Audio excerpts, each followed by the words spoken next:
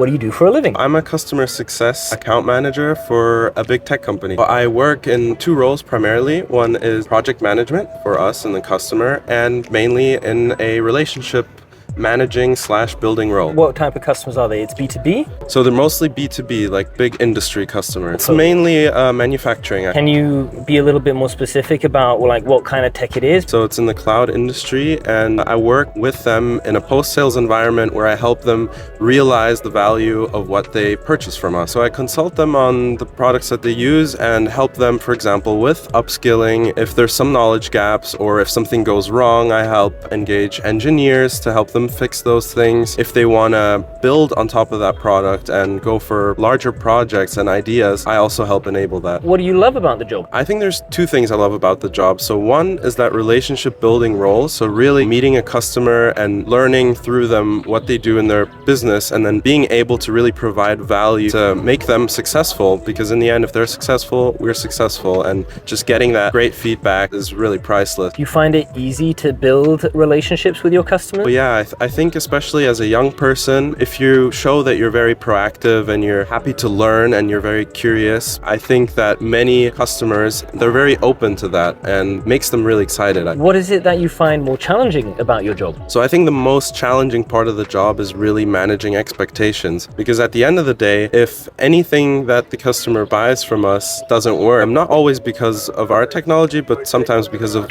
just the way they have built their environment, I have to manage those expectations. That's super challenging. Yeah. Do you have any tips or tricks? So I think the challenge of managing customers' expectations is you have a little bit your hands tied behind your back because you have certain processes or guidelines that you need to follow. But at the same time, it's really important that you try to be as transparent as you can. And second of all, try to be really kind of empathetic and feel for the customer and try to put yourself in the shoes of the customer. And that's really, to me, what managing expectations really is. At the same time, you have to be honest and transparent, but you have to also show them a specific reality. I can imagine that can be a difficult spot to be in sometimes, because on the one hand, you need to fulfill the expectations of your company, but also you're really fighting to get customers' projects done and for them to be successful. That's something that I have to deal with on a daily basis, because the customer might be really proactive and really wanting to do a lot with us. But then internally, for example, all the engineering teams are in extremely high demand. It's really about marrying those two sides together. What activities do you pursue on a day-to-day? What are the things that keep you busy? I'm really fortunate to be working in tech because it allows for a lot of flexibility during my day. The things that take up a lot of structure in my schedule are really the meetings with my company, but also with the customers. But outside of that, I'm really given the freedom to try to have a really good work-life balance. I structure my day around the meetings that I have with my customer,